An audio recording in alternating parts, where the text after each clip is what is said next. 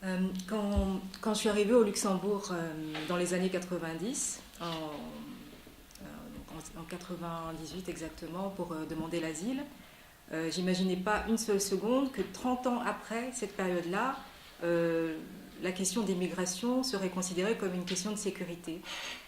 Et malheureusement, c'est ce qui se passe en ce moment. On a cette idéologie de la forteresse Europe qui domine les débats en ce moment et c'est quelque chose qui est vraiment très dommageable pour l'Europe et le monde. Vous savez que le prochain cadre financier pluriannuel de l'Union européenne, qui va couvrir la période allant de 2021 à 2027, prévoit d'affecter 60% du total du budget consacré à la crise de l'accueil des migrants à la protection des frontières. Donc ça fait un peu plus de 21 milliards d'euros. Alors qu'en réalité, nous savons tous que l'urgence se situe plus dans le fait d'éviter les drames qui continuent encore à se dérouler en Méditerranée. La Méditerranée qui est devenue un cimetière pour les personnes qui fuient les conflits et qui sont obligées de traverser la Méditerranée pour arriver jusqu'en Europe.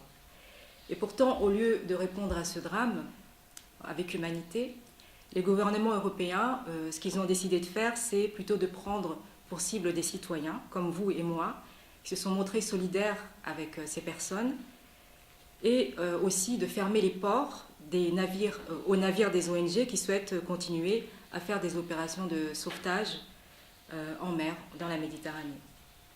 Avec même pour conséquence, il y a peu, de stopper les patrouilles navales de l'opération Sophia, dont la flotte était parmi les seules à encore porter secours aux personnes en mer donc jusqu'au mois de mars.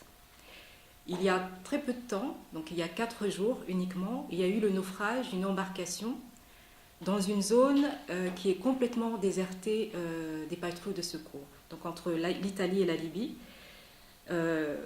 Une embarcation qui, on imagine qu'elle comportait à peu près entre 60 et 90 personnes, et qui a été secourue par qui? Par des navires de pêche qui passaient par là. Donc aucun navire de secours ne passe dans cette zone.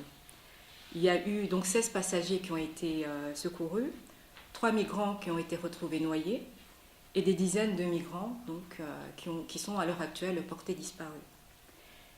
Et même pour les personnes qui arrivent à survivre à ce drame, c'est le retour dans l'enfer libyen, comme vous le savez tous et toutes.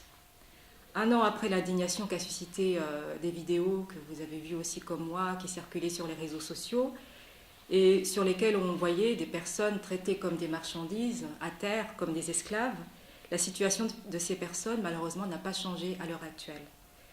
Ils sont toujours retenus dans des centres de rétention en Libye et continuent à être victimes de graves violations des droits humains, dont je vais vous passer tous les détails, mais c'est la torture, c'est l'extorsion, c'est le viol. Et ceci n'est pas du tout l'Europe que nous voulons. Nous voulons une Europe qui vive en paix, avec une Europe qui entretient des relations avec les autres pays.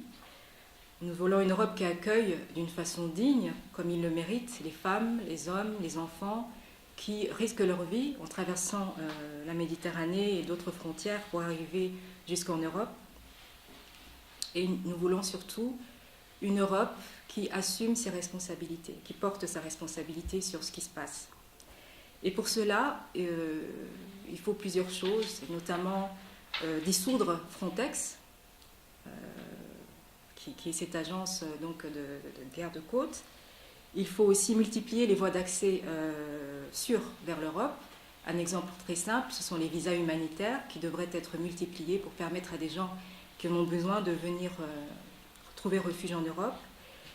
Il faut aussi élargir les voies de réinstallation qui prennent compte, bien sûr, de critères de vulnérabilité pour permettre aux gens qui sont les plus vulnérables de pouvoir avoir un abri. Il faut faciliter la procédure de regroupement familial aussi, pour celles et ceux qui obtiennent la protection internationale. Il faut conserver les éléments de solidarité qui sont à l'heure actuelle constitutifs de la réforme du règlement Dublin, pour permettre enfin une réalisation, une répartition plus équitable qu'elle ne l'est en ce moment des demandeurs d'asile sur le territoire européen. Lorsque j'étais visiteuse au centre de rétention, j'ai eu l'occasion de rencontrer des personnes, des Dubliners, comme on les appelle, donc des personnes qui sont arrivées à travers qui sont arrivées pour la première fois dans un autre pays européen, donc en l'occurrence c'était en Italie, et qui ont traversé toute l'Europe pour arriver au Luxembourg, parce qu'ils avaient de la famille au Luxembourg. Et quand ils arrivent au Luxembourg, ce qu'on leur dit, c'est que non, ils ne peuvent pas rester, même s'ils ont des attaches solides ici, ils doivent retourner en Italie. Et ce n'est pas du tout quelque chose qu'on puisse accepter. Il faut aussi mettre en place un mécanisme rapide et fiable de débarquement en Europe des personnes en quête d'asile et des migrants qui demandent secours en Méditerranée. Il faut aussi mettre fin aux mesures de soutien à la Libye, absolument, parce que ces mesures qui sont réalisées en plus avec l'argent du contribuable européen ont été accordées à la Libye sans aucune condition en matière de droits humains. Et ça, c'est inacceptable pour l'Europe, pour les valeurs que porte l'Europe. Il faut protéger aussi, renforcer bien sûr les ONG qui portent secours aux migrants en détresse, et parce qu'en plus de porter secours aux personnes en Méditerranée, ces ONG-là, elles ont aussi un travail d'information incroyable, parce qu'elles, souvent sur les navires, il y a des journalistes qui sont présents. Et ça permet aussi d'avoir des informations très précieuses sur ce qui se passe dans cette région. Et bien sûr, il faut cesser avec le délit de solidarité.